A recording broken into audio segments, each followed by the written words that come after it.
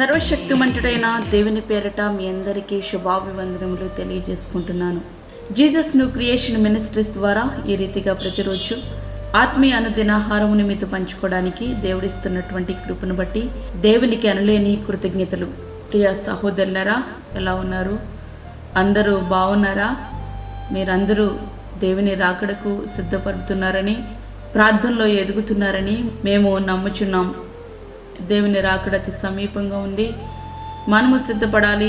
మనతో కూడినటువంటి వారిని మనం సిద్ధపరచాలి. వాక్య ధ్యానంలోనికి మనం వెళ్దాము. ఎఫెసీయులకు రాసిన పత్రిక 5వ అధ్యాయము 15వ వచనం. దినములు చెడ్డవి గనుక మీరు సమయమును పోనీయక సద్వినియోగము చేసుకొనుచు అజ్ఞానుల వలె కాక జ్ఞానుల వలె నడుచుకున్నట్లు జాగ్రత్తగా చూచుకొనుడి. జీవితం ఎంత స్వల్పమైనదో అంతే విలువైనది.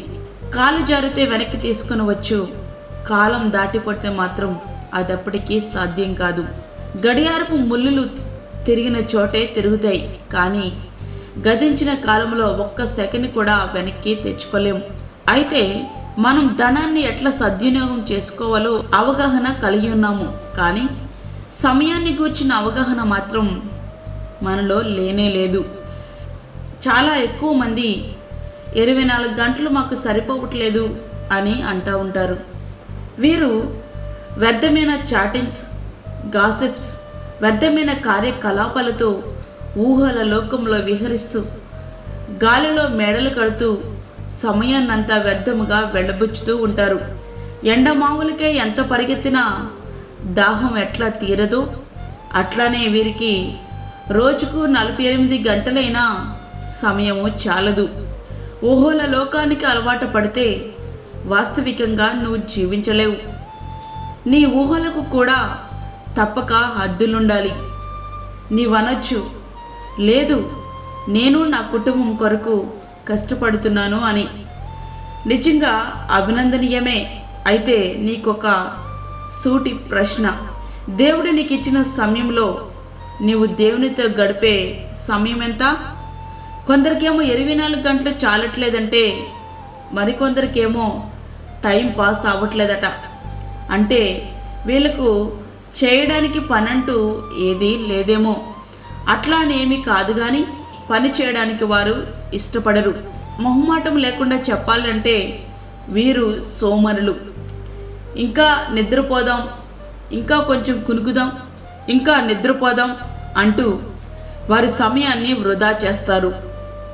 సుఖానికి అలవాటు పడ్డవారు వీరికి ఏ పని చేయాలన్నా కష్టమే. ఇక ప్రార్థన అంటే నిద్ర ముందే ముంచుకొచ్చేస్తుంది.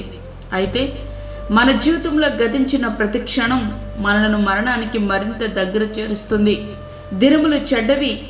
మనము చాలా జాగ్రత్తగా ఉండవలసి ఉన్నది. ముందు జరిగినదే ఇప్పుడును జరుగును, జరగబోవునది పూర్వమందు జరిగినదే. జరిగిపోయిన దానిని దేవుడు మరలా రప్పించును.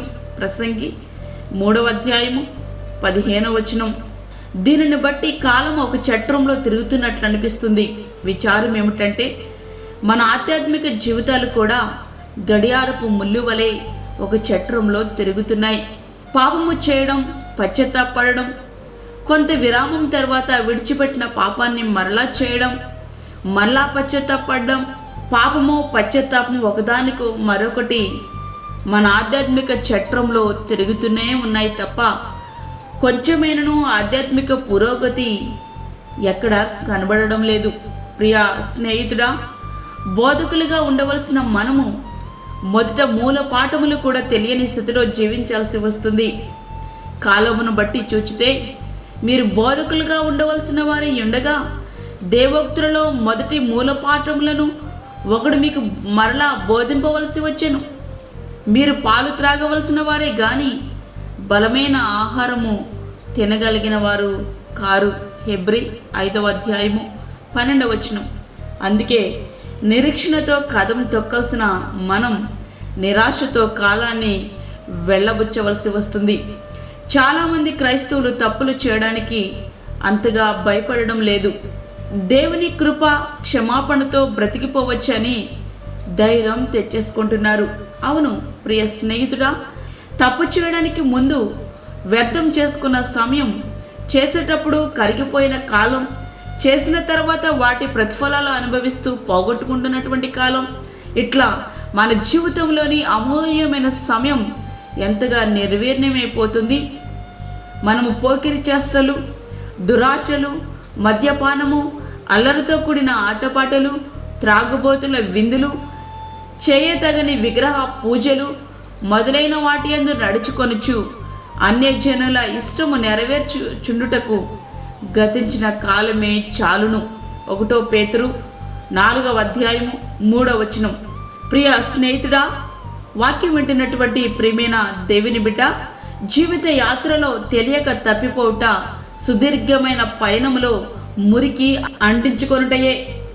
వీటన్నిటిలో తరగని దేవుని కృప తోడుగా ఉండి బలపరిచి మనలను నడిపిస్తున్న దేవుని కృపను మనము దుర్వినియోగం చేస్తున్నాం. ప్రియ స్నేహితుడా, గురి ఎద్దుకు మన పయనం ముందుకు సాగుతుందా? ఆధ్యాత్మిక యాత్ర పరిపూర్ణమైన వైపుకు వెళ్తుందా, లేక ఉన్న చోటనే తిరుగుతుందా? సంవత్సరాలు గతించిపోతున్నా యాత్రను ప్రారంభించిన స్థలానికే మరలా వచ్చేస్తున్నావంటే ఇంకా యాత్రనే ప్రారంభించలేదన్నమాట. ఏదో నీ మనసాక్షిని సంతృప్తి పరచుకోవడానికి కాలక్షేపం చేస్తున్నావు, కానీ అది ఆత్మీయ ఫలితాలను ఇవ్వడం లేదు. ప్రియ స్నేహితుడా, వద్దు. ఇటువంటి జీవితం మనము జీవించొద్దు. కాలం విలువ ఎరిగి అది కరిగిపోకముందే, నీ చెయ్యి జారిపోకముందే ఆధ్యాత్మిక ఫలాలు ఫలించడానికి మన జీవితాలు మనం సిద్ధపరచుకుందాం. అట్టి కృప ధనిత దేవుడు మనకు అనుగ్రహించునుగాక. ఆమేన్. వాక్యమైనటువంటి ప్రియమైన దేవుని బిడ్డలారా, ప్రార్థనలో ఏకీభవించండి. పరిశుద్ధమైన తండ్రి, ప్రేమగల యేసు ప్రభువా, శ్రేష్టమైన మరి ఒక దినం మా జీవితంలో మీరు అనుగ్రహించారు, నీకు వందనాలు. వాక్యం విని ప్రార్థనలో ఏకీభవిస్తున్న ప్రతి ఒక్క బిడ్డను మీరు దర్శించండి. వారి జీవితంలో గొప్ప మలుపును మీరు తీసుకుని రండి ప్రభువా. సమయము కొంచెమే అని అపవాది ఎరిగి వాడు తనకిచ్చిన సమయాన్ని వాడు సద్వినియోగం చేసుకుంటున్నాడు. అలాగే ఆధ్యాత్మికంగా దేవుని బిడ్డలమైన మేము మాకిచ్చిన సమయాన్ని మేము సద్వినియోగం చేసుకోవడానికి కావలసిన కృప మాకు దయచేయండి ప్రభువా. భయంకరమైన దుర్దినంలో మేము ఉంటున్నాం. మేము సిద్ధపడి అనేక మందిని మీ కొరకు సిద్ధపరచులాగునా మాకు మీరు సహాయం చేయండి. దూరదేశంలో ఉండి ఇక ప్రార్థనలో ఏకీభవిస్తున్న ప్రతి ఒక్క బిడ్డని మీరు దర్శించండి ప్రభు. వారికి నీ కాపుదల, నీ భద్రతను దయచేయండి తండ్రి. నీకు స్తోత్రములు.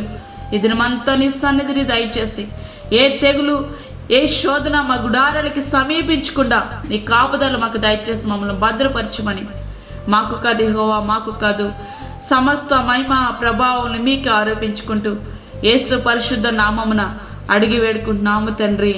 ఆమేన్. ఈ యొక్క వర్తమానములు మీ బంధువులకు, మీ స్నేహితులకు షేర్ చేయండి. దేవుని పనిలో మీరు కూడా పాలిభాగస్తులు కండి.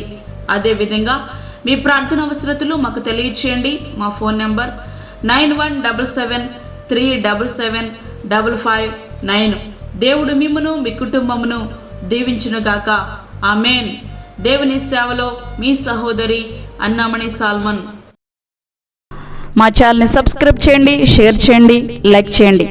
దేవుడు మిమ్మల్ని దీవించునుగాక. ఆమేన్.